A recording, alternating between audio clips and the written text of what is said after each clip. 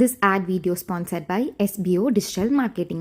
நீங்கள் வீட்டில் இருந்தே வேலை பார்க்கணுன்னு நினைக்கிறீங்களா, இல்லை வேலைக்கு போய்கிட்டு எக்ஸ்ட்ரா ஒரு இன்கம் ஏர்ன் பண்ணணும்னு நினைக்கிறீங்களா? உங்களுக்கான பிளாட்ஃபார்ம் தான் இது.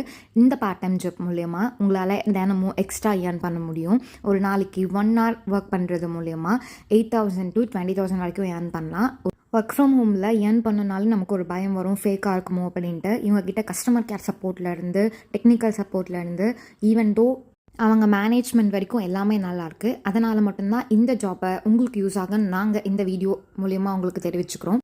ஸோ ஆப்பர்ச்சுனிட்டி மிஸ் பண்ணாதீங்க. டிஸ்கிரிப்ஷனில் இருக்க நம்பரை காண்டாக்ட் பண்ணுங்கள். வாங்க நம்ம வீடியோக்குள்ளே போகலாம். ஸ்கிப் பண்ணாதீங்க. பெரிய தப்பு. தினம் 300 ரூபாய் சம்பாதிக்க அரிய வாய்ப்பு. இன்ஸ்டாகிராம், ஃபேஸ்புக் பயன்படுத்த தெரிந்தால் போதும் content post and content publishing மூலமா தினம் 300 ரூபாய் சம்பாதிக்கலாம். இந்த வேலை செய்ய 5 நிமிடம் போதும். Work training support, group communication support, all language customer live chat support, முக்கியமா சொந்தமா ஒரு பிசினஸ் ஸ்டார்ட் பண்ற அளவுக்கு உங்களால கற்றுக்கொள்ளவும் முடியும், சம்பாதிக்கவும் முடியும். இந்த வேலை வாய்ப்பு வழங்குவது 5 வருடத்திற்கு மேல ரன் ஆகிட்டு இருக்க நம்ம தமிழ்நாட்டு company school of business organisation private limited. மேலும் விவரங்களுக்கு டிஸ்கிரிப்ஷன்ல கொடுத்திருக்க நம்பருக்கு வாட்ஸ்அப் பண்ணுங்க.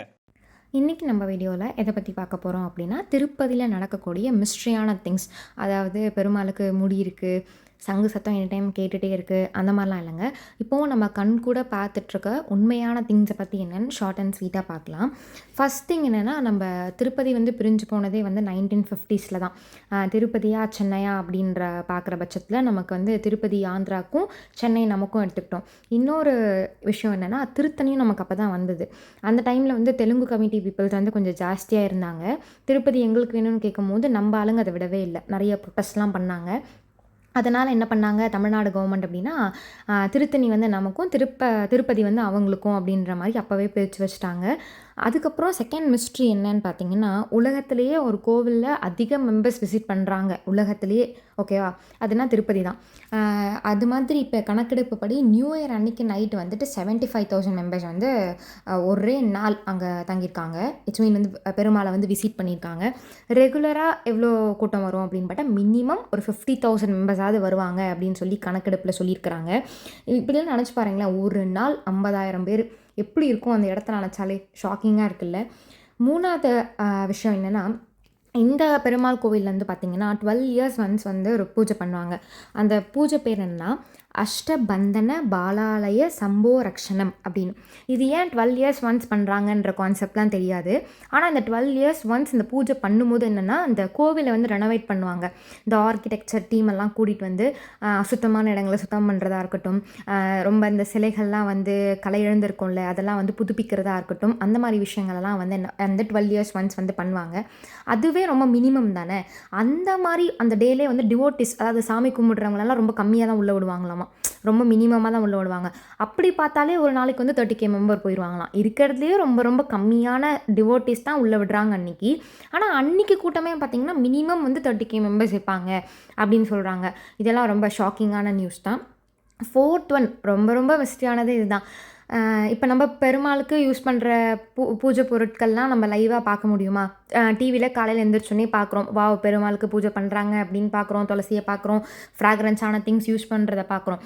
ஆனால் அந்த ஒவ்வொரு பொருட்களுமே கண்டிப்பாக ஃபாரின்லேருந்து தாங்க வருது. என்னென்னு பார்க்கலாமா? ஃபஸ்ட் திங் பார்த்திங்கன்னா சாஃப்ரான் யூஸ் பண்ணுறாங்கல்ல, அது ஸ்பெயின் நாட்டிலேருந்து கொண்டு வராங்களாமா. இந்த கஸ்தூரியெல்லாம் யூஸ் பண்ணுறாங்கல்ல, அது நேபாளிலேருந்து எடுத்துகிட்டு வராங்க. புணுங்குன்றதை சேம் அதே மாதிரி நேபாளிலேருந்து தான் கொண்டு வராங்க. அது மாதிரி நறுமண பொருட்கள்லாம் இருக்குல்ல, அதெல்லாம் பாரிஸ்லேருந்து எடுத்துகிட்டு வராங்களாமா. அவருக்கு இந்த வாசனை திரவங்கள்லாம் யூஸ் பண்ணுறாங்கல்ல, அது பாரிஸ்லேருந்து கொண்டு வராங்களாமா. இந்த மாதிரி ஃபாரின்லேருந்து இம்போர்ட் பண்ணி பெருமாளுக்கு அபிஷேகம் பண்ணுற அளவுக்கு, அலங்காரம் பண்ணுற அளவுக்கு இப்போ திருப்பதியில் வருமானம் இருக்கான்னு கேட்டால் கண்டிப்பாக இருக்குது.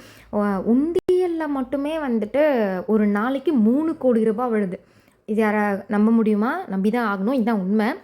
ஒரு நாளைக்கு மினிமம் 3 crores, ஓகேவா? அப்படின்னா வருஷத்துக்கு எவ்வளோ ஆகுதுன்னு நீங்களே கணக்கு போட்டுக்கோங்க. நான் சொல்கிறது உண்டியலில் மட்டும். இதை தாண்டி என்ன செகண்டரி வருமானம் இருந்துற போகுது அப்படின்னா, கண்டிப்பாக இது தெரிஞ்சுக்கக்கூடிய விஷயம். நம்ம எல்லாம் போய் நம்மளோட வேண்டுதல் நிறைவேறிடுச்சு அப்படின்னா நம்ம என்ன பண்ணுவோம்? மொட்டை தானம் கொடுப்போம்ல, முடி தானம் கொடுக்குறோம். அந்த முடியை இயர்லி ஒன்ஸ் அவங்க சேல்ஸ் பண்ணுறாங்க. அதுவே எத்தனாயிரம் க்ரோர்ஸ்க்கு போகுதுன்னே தெரியாதுங்க.